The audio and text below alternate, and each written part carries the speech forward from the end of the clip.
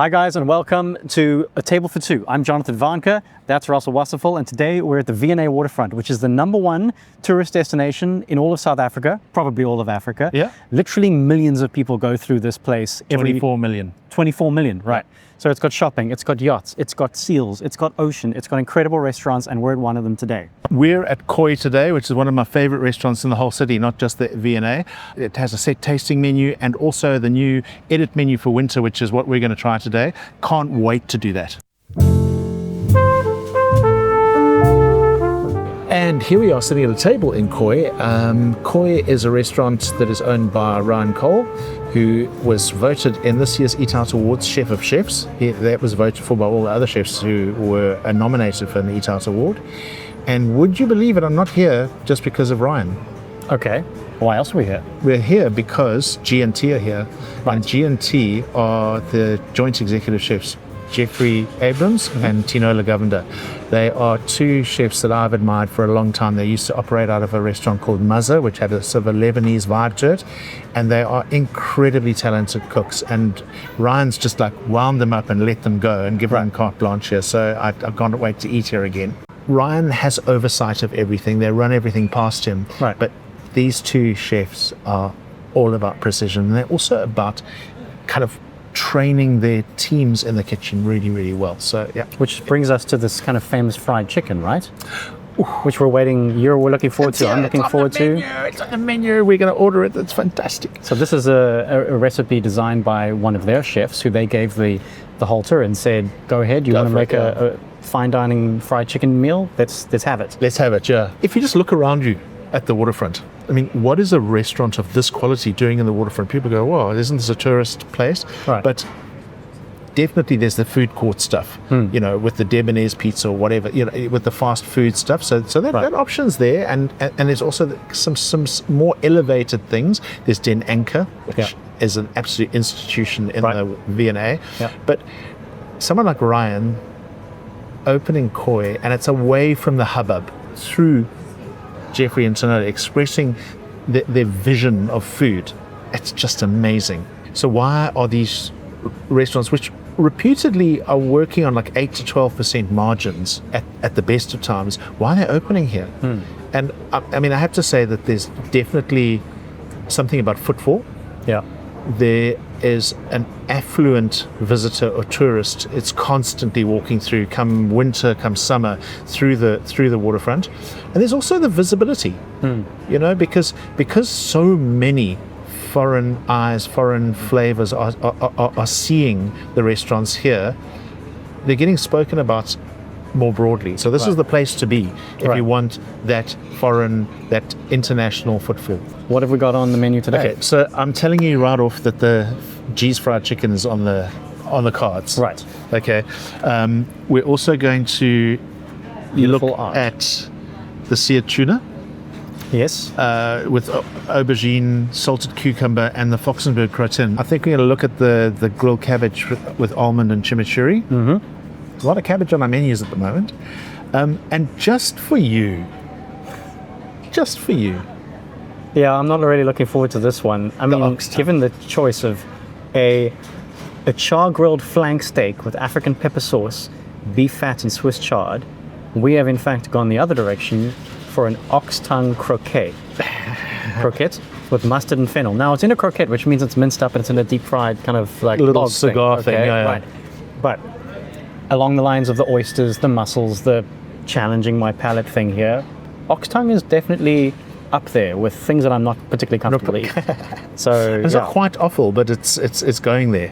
It's French kissing a dead cow, right? Like, that's better than the long joke you told at the beginning. Yeah. Fair enough. So, and then lastly, and I'm a big fan of this, beef fat roast potatoes with an amasi crème fraîche, and dessert. Listen to this. Burned butter crème with milk stout and malt. And then they've got a seasonal scoop, which is a dairy alternative, a non-dairy alternative. Non-dairy alternative, a sorbet, effectively. So that burnt banana cream, milk stout, malt is an ice cream. And that's another feature of how Ryan Cole explores ingredients, and through him Geoffrey and Teenola, is that there's a lot of sorghum, and if anyone knows kind of maltabella and therefore that malty flavor that comes from sorghum, it's a toasted sorghum, and a lot of people grew up eating that as a porridge. Right. Now to talk economics briefly here. They have two menus, which we've noted. If you look on our social media channel, you'll see a short pre-interview with the executive chefs, in which we talk about their tasting menu and also the edit menu, which is what we're looking at here. And the cheapest thing here is 75 Rand for a bitter leaf dressed salad, and the most expensive is 285 Rand for the char grilled flank steak. Yeah, that's quite a meal. Yeah. But generally the prices are running about between 150 to 250 Rand per plate. Yeah. Right? So not cheap. No, it's two-star restaurant. Let's be honest, it's a two-star eat-out restaurant. It's great food. While we have you, can I suggest that you take a look at Russell's podcast, A Table in the Corner, where he speaks to food industry leaders, chefs, suppliers, all kinds of people involved in the Cape Town and South African food industry. It's a wonderful listen. Most of his listenership are in fact chefs and in the food industry. If you're into that stuff, it's the bomb. Thank you very much for that mention. Here comes the food. Okay. Can Thank you you. move your napkins for me? Sure. Thank you. Amazing. The cabbage. Oh, wow, that's beautiful. Use your food photography skills here, sir. Okay. That looks incredible. I mean, this is beautiful. I hope that overhead camera is going to catch these dots of what looks like a chili oil. Yeah. Little flower petals. Looks like a bit of pesto, maybe. Charred cabbage with as this fried onion. These little tiny onion bits. There's chimichurri on there. Oh, I'm excited about this. Yeah, Okay. I'm properly excited about this as well. Here's the tuna. Okay. Rock, paper, scissors. Okay. Rock, paper, scissors. Go. Ow. Okay. The first time. The first time. Okay, so this is the Aish baladi. The little, it's a little kind of bread course. With I've the never heard of whipped that kind feta of and honey. Whipped feta and honey. All right. Good. What? Well, There's a bit of the honeycomb in there. Oh, that is soft. I think just pull it apart. You think so? No. Yeah. There Rock, we go, paper, sir. scissors for who gets a piece. Well, you can have the biggest piece. It's all good. I've had enough bread in my life. Oh my word. Okay, let's start with the bread course. Yes, let's do that. This But gorgeous. let's just pull this guy back into the shot so it's visible to all. Okay. Oh, that is fresh baked and so soft. Yeah. I'm all over this. They gave me a little shiv knife for in case you take my food. It's got actual like little honeycomb in here. Oh, that. So they've made a. Here we go again. Here's Ryan at work with G&T, fiddling with local ingredients, local flavors. So they've made a za'atar, which is typically a Middle Eastern spice mix. Don't say you know. I don't know anything. Okay. Sorry, I won't say you know that. but they've made the za'atar with a bunch of pungent fynbos herbs. So it's just fabulous. I love these guys. I'm all about the bread course. I won't lie. Oh. We better That. save a little bit of bread. No, mine's gone. Sorry, well, here's a bit because we're going to need to scoop up that. Thank you. You're See very how kind man. What a guy. What a guy. What a guy. Because often when I Thanks, Dad. walking along, people just point and say, what a guy. So the humble cabbage. The humble cabbage is Because at featuring on a lot of we had a menus. fantastic cabbage dish as well. And also the offcuts of the cabbage In the broth. dish was in the broth. It's a cold dish, of course. Yeah. Oh, that's amazing.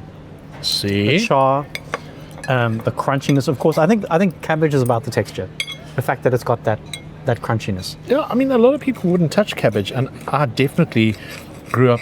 And when I was at boarding school, the boiled cabbage, like every young person who survives boarding school complains about cabbage, right? So I definitely had that experience. But this is absolutely fantastic, and it is such a versatile vegetable.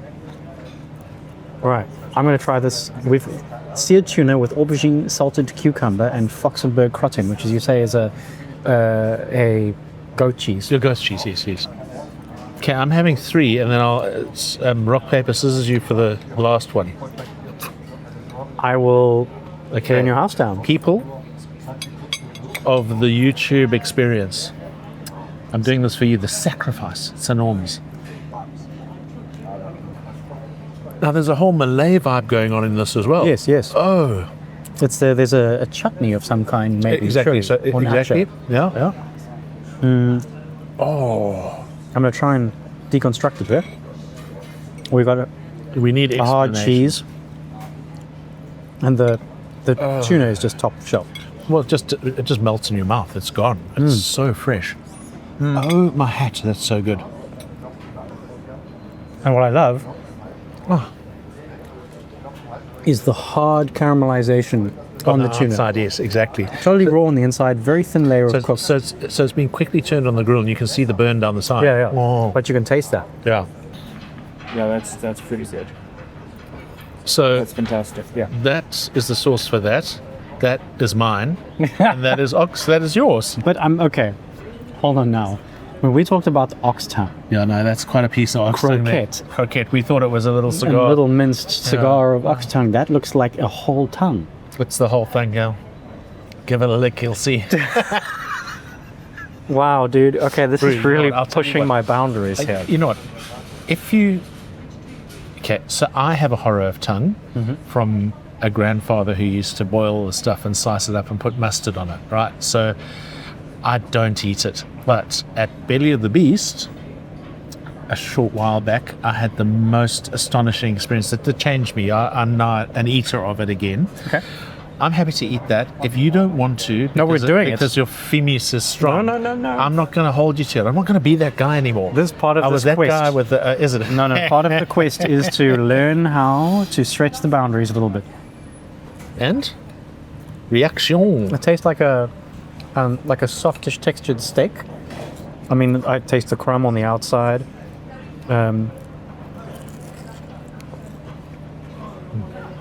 It's very soft. Very soft.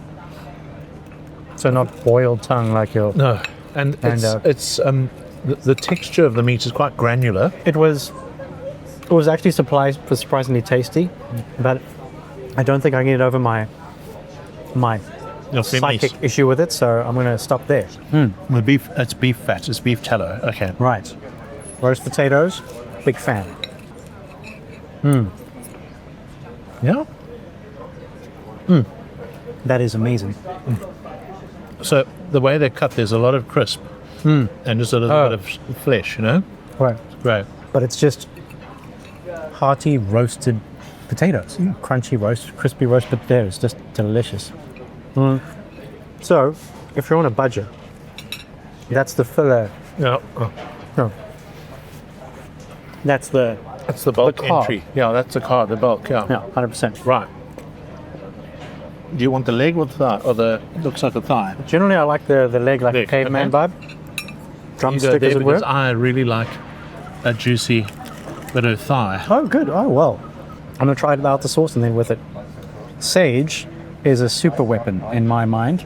You can put this on so many things. You see what they've done. So it's you know that whole thing about buffalo wings and blue cheese sauce.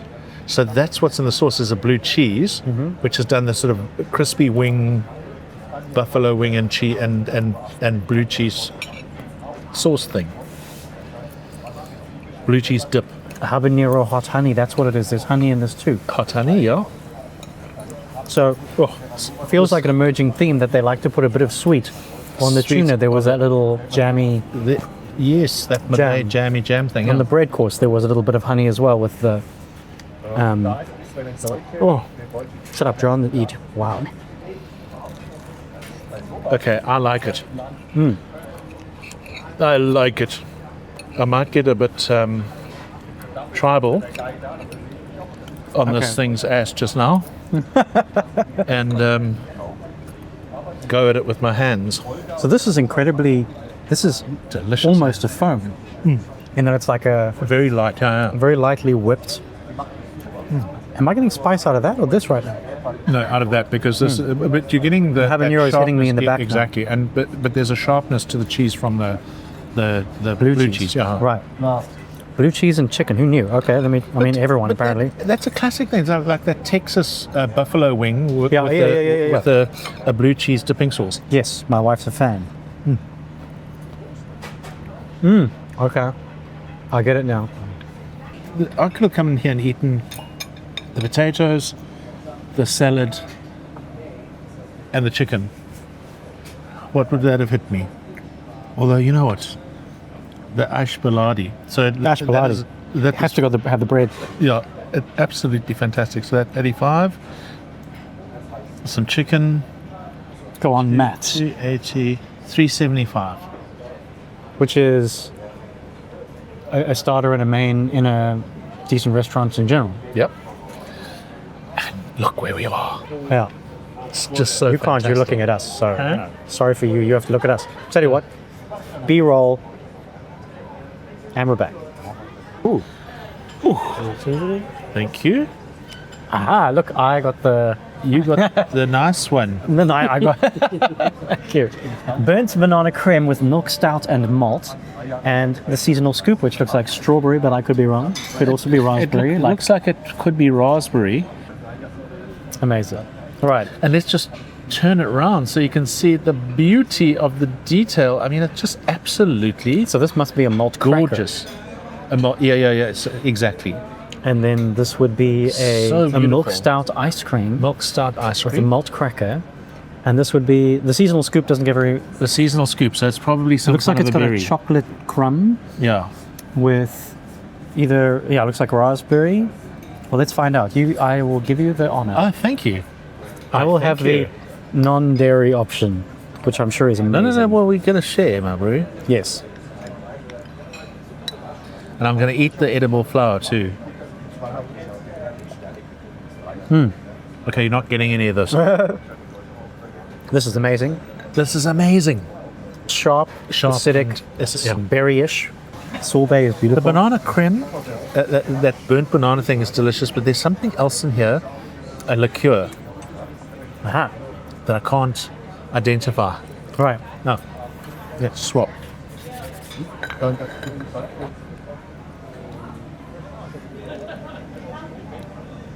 Between a creme caramel, right? Oh, wow. The most smooth, It's so good. decadent bite.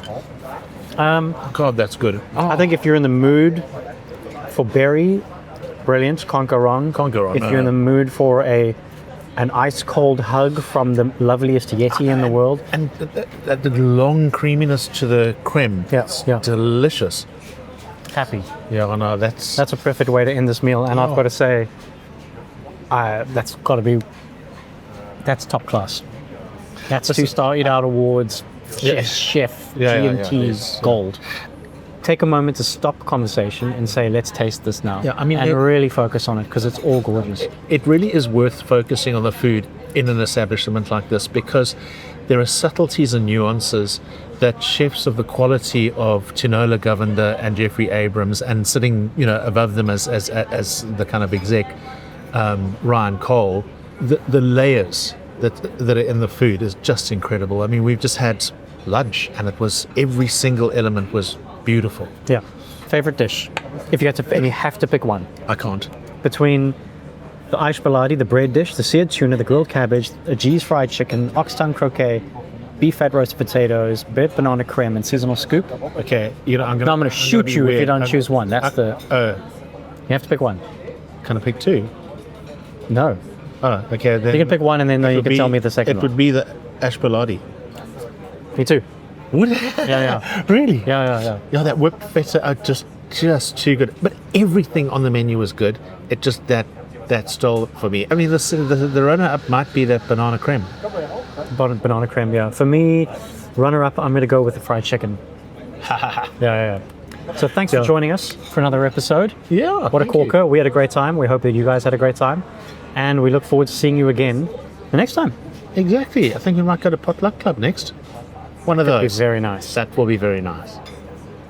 See you soon. Cheers.